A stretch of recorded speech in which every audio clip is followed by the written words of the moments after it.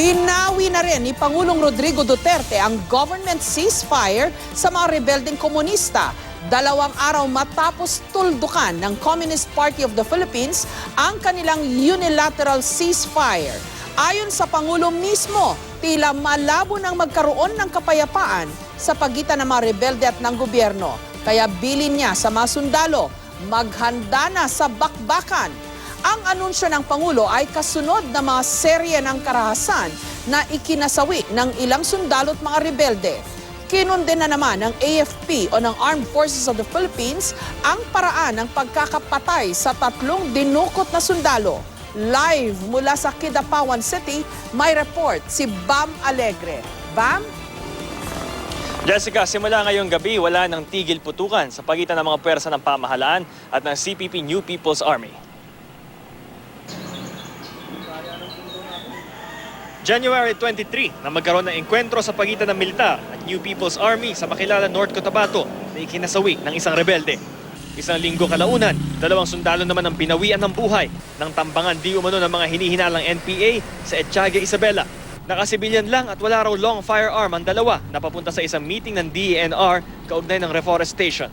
Unang araw ng Pebrero naman, nasawi ang isang sundalo sa Manay, Davao Oriental matapos paulanan ng bala ng mga umano'y membro rin ng NPA. Kaparehong araw rin sa Malaybalay City, Bukidnon, natagpuan naman ng mga labi ng 3 sundalong dinukot ng NPA 3 araw na nakakaraan. Tad-tad ng tama ng bala ang 3 sundalo. Karumal-dumal na paggamit ng excessive force.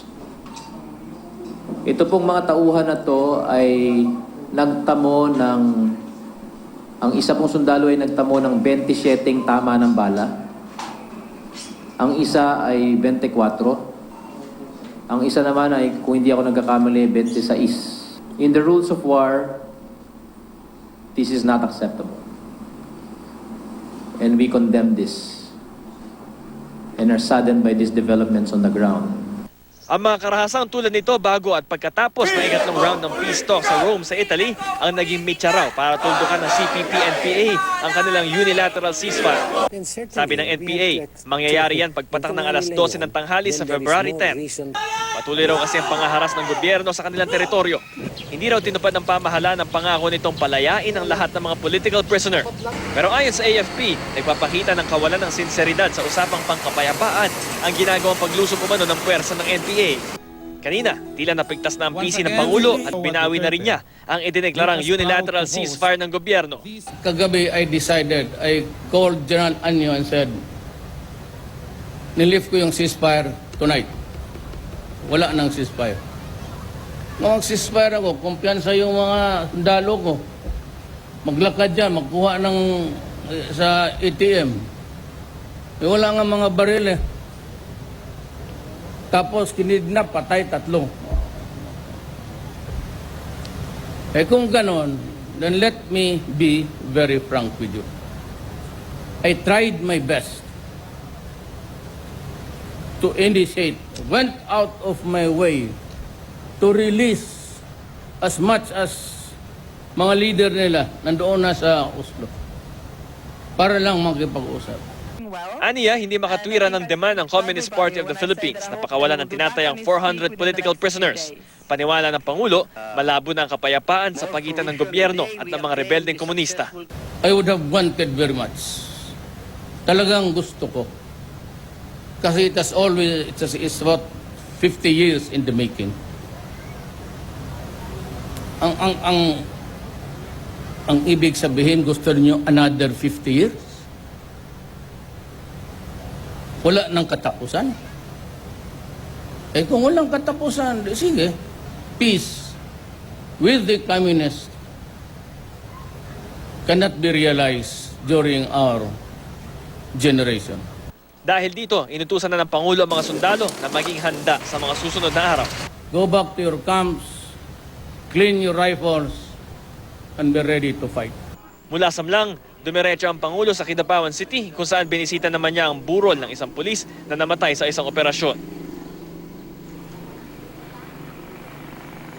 Jessica, sa kanyang talumpati, pinaliwanag ni Pangulong Duterte kung bakit hindi niya dapat pakawalan yung tinatayang 400 daw na political prisoners. Aniya, kung gagawin daw niya yun para raw magsisilbi yung amnesty para sa lahat ng mga makakalaya at hindi raw niya yung pwede gawin dahil hindi raw niya pag-aari ang Pilipinas. Kailangan daw niya ng konsultasyon pa sa militar at maging sa PNP. Balik sa Jessica. Bam, mukhang the president is really pissed, no? Especially dun sa manner kasi na pinatay yung mga sundalo. Sabi ng spokesperson ng AFP, more than 20 yung mga bala tumama dun sa 3 sundalo. So, the president sounded pissed. Pero ang tanong dyan, meron bang tone of finality yung sinabi niya na imposibleng magkaroon na ng kapayapaan with the communists in this generation? Kasi alam mo, di ba, alam mo naman sa negosasyon, kanya-kanyang hardballan niyang parehong panig para they would like to have the upper hand. Ito, ano sa tingin mo? Itong tono ng pagsabi ni Presidente na mukhang imposible nang magkaroon ng kapayapaan with the communists. Jessica, kung pagbabatayan natin yung kanyang talumpati kanina, hindi isang beses niya binanggit na hindi maaari raw magkaroon ng kapayapaan sa kanyang henerasyon. Aniya raw, yung best opportunity raw sa administrasyon niya bilang meron siyang leftist leanings, ika nga. At dahil hindi rin daw yun tila ma-take advantage yung ganong position niya, baka wala na rin daw makinig sa future. Kaya yung naging conclusion niya doon sa kanyang talumpati na baka sa generation na to, hindi posible ang kapayapaan, Jessica. Bukod dun sa issue ng yung Communist Party na yung binalikan nga, no? Bakit kailangan kasing hingin nila yung release ng so many na political detainees? Gayong marami ng pinalaya when they went to Oslo. May iba pa bang detalye yung binigay ang Pangulo? Bam? Sa kanyang dalawa yung talagang major points na talagang naging reason niya kung bakit na-decision na niya recently na itigilan na itong unilateral ceasefire. Yun nga yung demand daw sa mga political prisoners, yung recent deaths. Yun yung kanilang 2 primary reasons na siguro ilang beses niya rin inulit-ulit sa kanyang talumpati. So from this day, yun yung ating 2 basis ng kanyang decision, Jessica. Maraming salamat sa iyo, Bam Alegre.